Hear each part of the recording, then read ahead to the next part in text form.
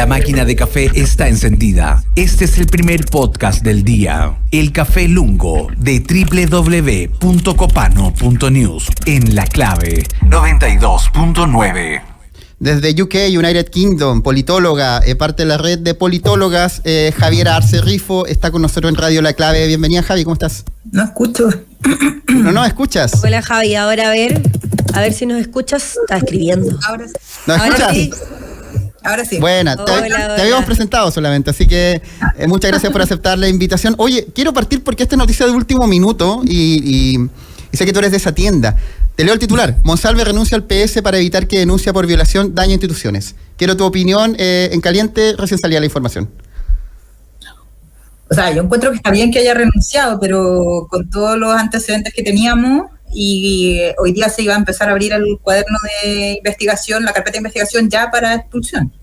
O sea, independiente del gran caso o la gran acusación que existe, habían antecedentes que estaban recopilándose que ya daban por más o menos sustentar el debido proceso y la presunción de inocencia, que es lo que alude también en el último párrafo de su carta. Pero sí había, o sea, hoy día empezaba ya el cuaderno casi de remoción de la tienda. Hoy día iba a empezar a tramitarse. Se adelantó, sí. Monsalve. Sí, y está bien, porque esto nos dejaba en una situación sumamente incómoda como socialista. O sea, a mí el caso todos los días me genera más complicaciones. ¿Cuál es tu punto de vista del caso en su globalidad? No te voy a pedir algún detalle particular, sino entenderlo todo desde el punto de vista político y también humano. Yo creo que eso atraviesa un poco los cálculos de que me conviene a mí o no, sino que también es una cuestión que impacta. Por eso estamos hablando de este tema a puertas de una elección municipal. ¿Cómo lo ves tú, Javi? A ver, en general a mí me ha parecido que, o sea, primero el caso es terrible, es un delito de alta gravedad, y aquí yo no puedo ser ecuánime porque siempre voy a estar del lado de las denunciantes. Yo siempre les voy a creer a las denunciantes. Soy feminista, trabajé en esto, conozco estos temas y sé lo difícil que es llevar a cabo una denuncia de estas características. O sea, esto no es una fiesta ir al servicio médico legal a mostrar tus partes íntimas. Yo no sé al principio cómo incluso mujeres socialistas salieron a defender a Monsalve, pero sin ningún desparpajo, y hasta ahora lo han hecho, en los chats internos y todo. Entonces, y después que se vengan a decir feministas, eso a mí me complica y me tiene indignada. Eso es lo primero. Lo segundo tiene que ver con todo lo que ha salido aledaño a esto. El uso de información, ni siquiera de información, sino que de instrumentos del Estado para la investigación. Y eso es contratación de privilegios que no se pueden sostener en el cargo. Lo que supimos anoche de las amenazas, las supuestas amenazas a la denunciante, el llevar un paquete, o supuestamente haber llevado un paquete por parte de la Policía de Investigaciones para ver si estaba bien o no la denunciante y hacerla bajar. O sea, a mí me parece increíble. O sea, como esto debería horrorizarnos, escandalizarnos en todos los aspectos. Y lo tercero, y esto es lo que a mí más me complica, tiene que ver con que no hay protocolos, al parecer, en el Estado, en un gobierno que se dice feminista, para el tratamiento de estos casos también, para que sientan confianza las denunciantes y poder ejercer estas acciones. Estas cuestiones, mira, a mí eso estaba pensando ayer con un amigo y le estaba conversando. En la experiencia que yo tengo de trabajar estos temas, yo trabajé en la Universidad de Valparaíso algunos años en esto, después de la ola feminista nosotros empezamos a hacer como clases, como capacitación y como instrucción de la política de prevención de estos temas.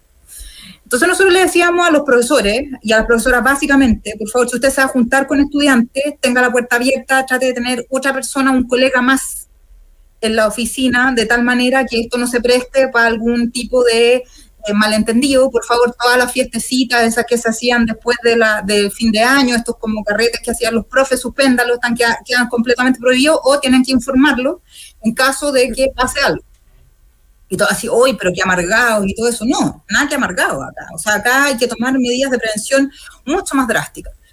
Y yo lo veo acá en la universidad donde estudio, acá en Inglaterra. Nosotros tenemos que hacer cursos de equidad y diversidad, cursos donde generan interseccionalidad además, porque acá nosotros tenemos personas de otras religiones, por ejemplo, árabes, musulmanes, que tenemos que tener cuidado con lo que decimos en clase. Yo soy ayudante de cátedra en este momento, y tenemos que tener sumo cuidado con cómo nosotros nos enfrentamos a los estudiantes. O sea, y ahí es mi cuestionamiento como tremendo a la precarización entonces de los funcionarios aún más del sector público. No pueden tener derecho a huelga, no pueden, no tienen contratos totalmente precarios, y además están expuestos a situaciones de vulneraciones de poder de estas características. ¿Dónde están los protocolos? ¿Dónde está el entrenamiento previo a todas las autoridades, donde hay que decirle, ¿sabe qué? Mire, usted no puede invitar a su subalterno a tomarse un copete después de la pega. No puede.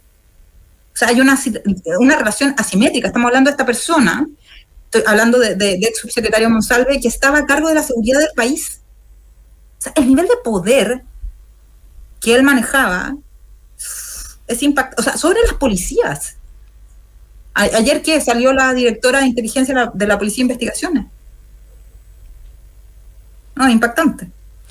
Javi, cuando nos queda poquito tiempo, pero sí, digno de analizar, y estoy bien de acuerdo con esa falta de protocolos que debería ser previa, y hay que tomar las cartas en el asunto desde ya para que se sigan evitando casos como estos.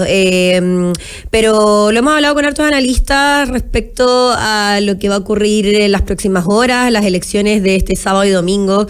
En algunos lugares está reñida, en otros no sabemos cómo va a generarse. ¿Tú crees que el caso Monsalve o la crisis en el gobierno vaya a afectar en ciertos casos? Mira, es tan incierto el escenario electoral en el que nos encontramos que yo creo que cualquier cosa puede afectar, pero el principal enemigo de esto es la abstención electoral. O sea, la gente puede ir, o sea, más que la abstención, que los nulos o blancos. Que se puedan obtener, y eso mismo puede generar o marcar la aguja, sobre todo en algunas comunas donde en efecto está súper complejo. Santiago. Se pelea voto a voto. Y en esa línea te quiero preguntar también, Javi, volviendo al tema y ligándolo un poco con las municipales, ¿cómo has visto el actuar del oficialismo? Porque está en cuestión el gobierno feminista. Y te quiero preguntar por las actuaciones de los siguientes actores, 2 puntos. Gabriel Boric, Camila Vallejo, Antonio Orellana y Carolina Toa. Ya, vamos a ir de atrás para adelante. Y de hecho yo voy a unir al presidente con la ministra Toa. Yo diría que acá hubo una mala estrategia de abordar la crisis. Yo eso lo dije. Yo creo que la estrategia fue errada, se debió haber compartido con todo el comité político para generar una estrategia de salida de esto. Eso es como lo primero. Ahora, yo no creo que esto sea exclusiva responsabilidad de la ministra Toa, y sería sumamente injusto que además por un hombre que se le acusa de un delito tenga que salir una mujer. ¿A quién van a poner? O sea, de hecho, para ser ministro del Interior, de verdad, hay que tener harto cinturón y harta fuerza. Y lo que ha hecho Carolina Toa en este tiempo, a pesar de lo difícil que ha sido el tema de la seguridad, es tratar de contener finalmente la situación en la que estamos. Y yo no veo a alguien con el peso político todavía para hacer ese reemplazo. Y además ya es un proceso de coordinación política bien importante dentro del gobierno. Entonces acá hay que ver quién fue él o la responsable de no decir este tema. Pero no, acá no puede pagar una culpa solamente la ministra Toa. Respecto de las otras 2 ministras, no tenían información. Eso es lo grave de cómo se manejó este asunto. Y yo entiendo la indignación de ambas ministras, etcétera, pero acá hay cuestiones anteriores. Y vuelvo al tercer punto que yo te dije en la pregunta anterior. ¿Dónde estaban los protocolos? ¿Dónde estaban los protocolos para prevenir este tipo de situaciones? ¿Dónde estuvieron los cursos de capacitación para prevenir también esto y para enseñarle a las autoridades cómo tenían que comportarse? O sea, yo insisto, en las universidades te obligan a hacer cursos para que tú no generes sesgos de género en el aula y para que tú además no estés entregando ejemplos sexistas a los estudiantes y a las estudiantes. Javi, pero De todas maneras, en el caso de la ministra Orellana y la ministra Vallejo que tú dices ahí, las reúnes como las dos que no tenían esta información y se enteraron bastante tarde. De todas maneras, igual observas que tuvieron un mal manejo cuando ya tenían la información. Sí, yo diría que hubo como, de nuevo, o sea, como que todo en conjunto ha sido como una seguidilla de errores, todo. O sea, la conferencia de prensa del presidente del viernes, donde dice que hay que respetar la presunción de inocencia, y ayer dice que te creo, amiga, yo te creo. O sea, como que hay una inconsistencia también, entonces, en el mensaje que se quiere dar. Yo creo que acá hay que sentarnos, y ahora van a empezar las cuentas, las pasadas de boletas la próxima semana después de la elección. O sea, y va a demostrar, y esto es lo que hemos dicho desde un principio todos los analistas, la fragilidad de estas dos coaliciones. Recordemos que acá están gobernando dos coaliciones y no solamente una. Entonces, ¿y cómo, o sea, juncó alguna vez este ejercicio de las dos coaliciones o no? Y esto, si me dais un minutito, te puedo hacer una comparativa. Por ejemplo, sí, Brasil, los ejecutivos brasileños suelen tener gobiernos de coalición después de la segunda vuelta, o entre primera y segunda vuelta van sumando partidos y después reparten con ministerios a esta nueva coalición. No es que llegan con una coalición armada como nosotros, por ejemplo, que llegábamos con una coalición armada y nos instalábamos en el Ejecutivo. Pero en teoría, que a medida que va pasando el tiempo, ellos tienen como una cultura política en que se va adaptando el gobierno de coalición. Y tienen mecanismos internos desde el gobierno para exigir apoyos a los parlamentarios para aprobar las leyes. Lo que se busca finalmente es generar una plataforma de mayoría en el Congreso, por eso se llama gobierno de coalición. En el caso de Chile, como no tenemos esa cultura, me da la impresión que no están cuajadas estas coaliciones. Y ahora en esta crisis, que yo te diría que es peor que el caso Kavala, vamos a ver de qué está hecho esto y cuánto más van a poder convivir estas dos coaliciones tan distintas. Viene cambio de gabinete, Javi. Muy cortito. ¿Qué esperar de eso eventualmente? ¿Quién sale, quién entra? No sé, espero que no tengan que pagar las mujeres por la falta de un hombre, por lo que estamos viendo ahora y que se estén agarrando.